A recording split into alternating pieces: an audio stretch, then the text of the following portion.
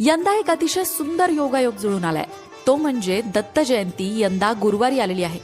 गुरुवार हा दत्तगुरूंचा वार असतो हे सगळ्यांनाच माहितीये आणि दत्त जयंती यंदा गुरुवारीच आल्यामुळे या दिवसाचं महत्त्व अधिकच वाढलंय असं म्हणायला हरकत नाही.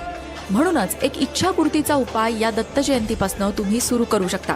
काय करायचंय? दत्त जयंती आलेली आहे गुरुवारी 4 डिसेंबरला. 4 डिसेंबरपासून दत्त बावन्नी म्हणायला सुरुवात करायची आणि दत्त जयंतीनंतर येणाऱ्या प्रत्येक गुरुवारी दत्त बावन्नी म्हणायची.